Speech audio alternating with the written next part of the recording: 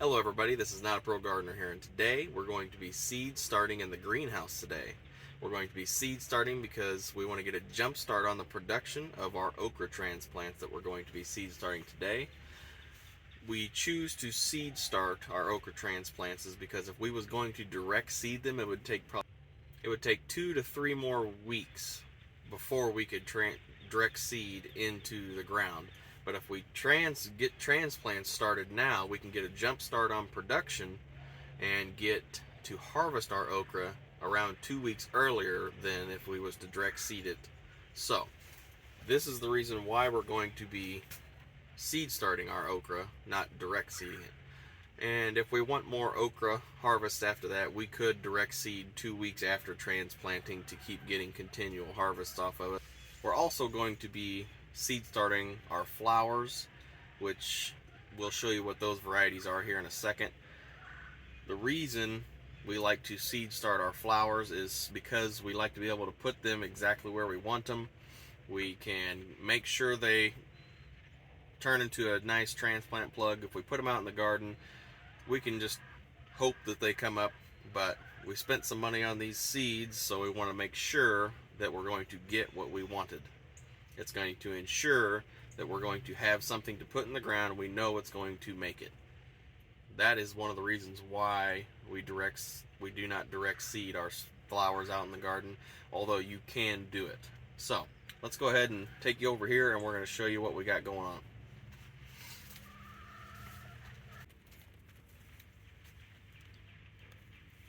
Alright everybody, I already got the seed tray filled out. I got the seed starting mix moist and it is ready to go. I just gotta put the seeds on and just push them down to their depth. We're gonna kind of talk a little bit about our okra. I did the jambalaya last year. That usually gets around a foot tall, and usually you have to harvest it like every other day. And if you keep if you want to get production out of it, you can really pump the water to it, because okra really does not need a lot of fertilizer. It can do just fine in dry soils, but if you're looking for more production, you can pump the water to it and it'll put out more production. But you don't want to be pumping a bunch of fertilizer. It's not a heavy feeder. So for our new okra variety this year, we have this red burgundy okra. This is supposed to have a thinner wall and be better for pickling, which is what we are looking for. And we're going to be seed starting these a ½ inch deep. We got 3 rows of the okra, and the rest of these are different kinds of flowers. The yellow are our sunflowers, and these are just marigold, zinnias, and a new seed from Johnny's that I'll show you about here in a second. That I'll tell you about here in a second.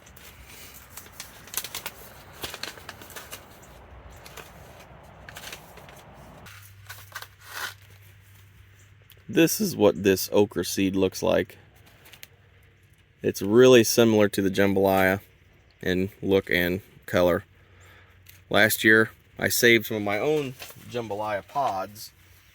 When I got through with the production on my jambalaya last year, I just let it grow. I didn't pick it, so obviously the pods got really big, and you just let them grow for most of the rest of the season.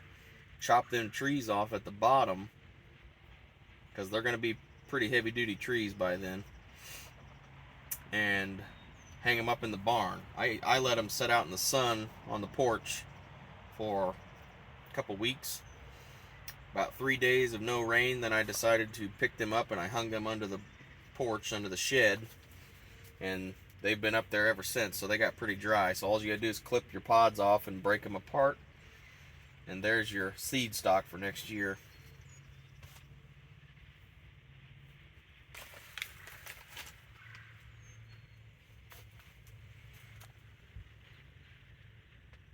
This is the jambalaya seed from last year that I saved myself. Pretty similar.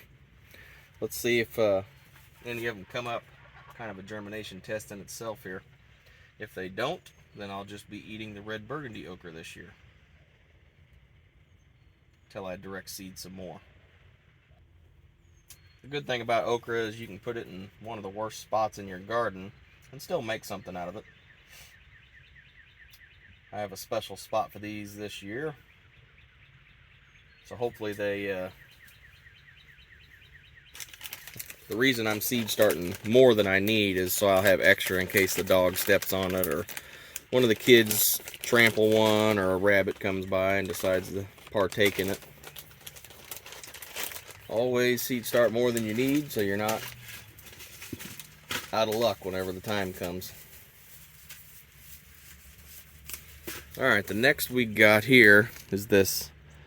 Next we got is this pin cushion mix from Johnny's.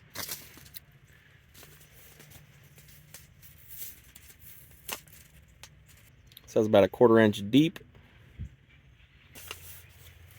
The way I like to do my flowers is I like to dibble the holes about a 1/4 inch deep. Smaller seeds, I usually like to just indent these cells to about a 1/4 inch deep, so whenever I top them, everything will work out. Usually with the bigger seeds, I'll just poke them down as deep as I need them, or direct seed them in the garden usually if they're pretty hardy like summer squash.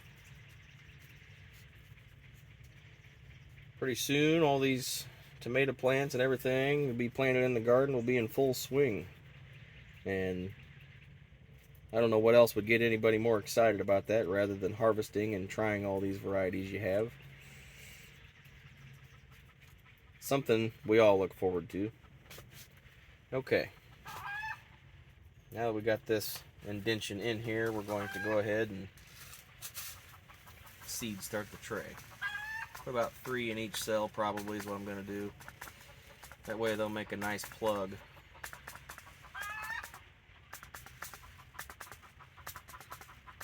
Usually if you grow plenty of food, you need to include some kind of a flower mix in there at some point to help your beneficial insects such as your pollinators. So I usually do a decent amount of flowers.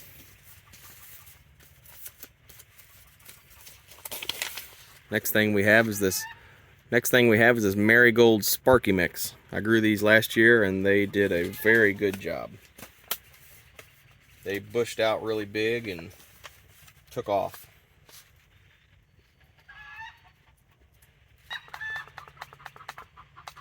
And from last year's seed, I saved some of these as well. All you gotta do is pluck the heads off of them and put them under your barn and let them dry over the winter. Or hang them up, whatever you want. Next we got this Binary Giant Coral Zinnia. That's the only color that should be in this pack.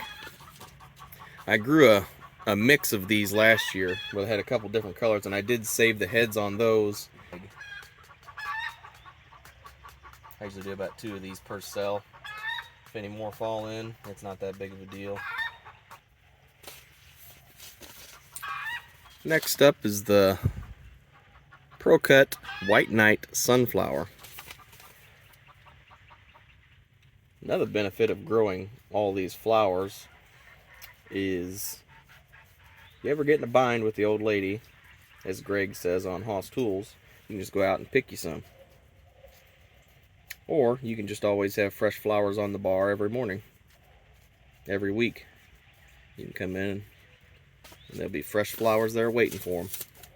That's kind of a nice treat for everybody, really. These are about a 1/2 inch deep. I'm going to poke these down a little deeper whenever I get them in there. Next is the Chocolate Cherry Sunflower. These are last year's seed as well, 1/2 inch deep. Now we're going to see how many seeds of these we got left, this giant hybrid sunflower. It says a 1/2 inch deep as well. I don't know how many left of these I got, but whatever I got left, I'll just fill in these cells with something else. Another sunflower, just to fill it in. So I think these are 2-year-old seed stock I got. See if they're any good. I ain't got as many, so I'm just going to use my fingers to drop them in.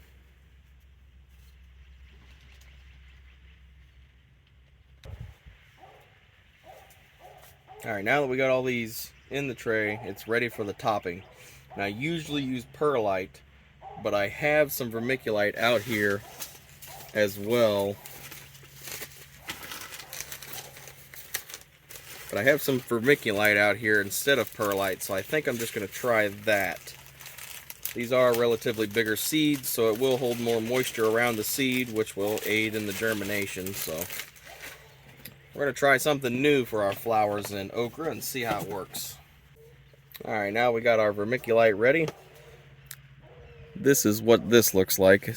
It's a mineral that gets heated up significantly, that expands, and it holds water and nutrients better than perlite, which is why some people recommend it to go around bigger seeds, because bigger seeds need more moisture to germinate. I just happen to have this out here, so this is what we're going to use.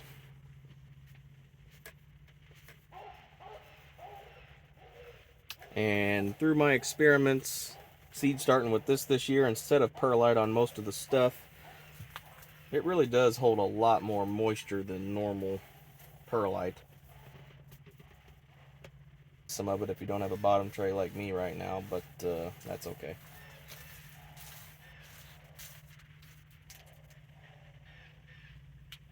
Now that we got this going, we're going to get out our mister nozzle, which is going to do the job perfectly. Gotta stay back a little bit at first so you don't blow all your seed topping away. Alright everybody, so we got all these seeds started. Now let's kind of recap a little bit. Remember, okra doesn't like a lot of fertilizer. It's not a heavy feeder, so it can survive in a drought, like with as little water as it needs. But if you want more production out of it, you want to pump the water to it, not drown it, but you want to make sure it has a steady supply of water, and it'll keep pumping out more okra pods for you. The jambalaya is going to start making probably about a foot tall, is my experience from last year, and I usually pick them about finger length. Any farther than that and they're supposed to get hard, and I've had some that are longer than that that do get hard, or if you don't pick it every other day, they will get hard on you and start getting woody, and you don't want that. That's one of the reasons why I got this red burgundy okra. It can get a little longer and stay tender. Mostly it's better for pickling, as I've heard. You really just want to pick a spot where you don't have a lot of fertilizer. Like if you cover crop somewhere, it's going to have a lot of nitrogen in there, so you kind of want to back off that maybe a little bit, or just plant them in together really tight. I'm going to do about a 1 foot spacing. If I had a cover crop turned in and I had nowhere else to put it, I would just plant them closer together, and they would just compete better with the more fertilizer that is available to them. So, trying to jumpstart on production. So if you want to jumpstart your production for okra, the trick is seed start a couple weeks earlier, and you will have a jump start on your production, and you'll get more okra harvests throughout your season. Don't forget to like, share, subscribe, and ring that bell to get notified every time I come out with a new video. This is Not a Pro Gardener here. Thanks.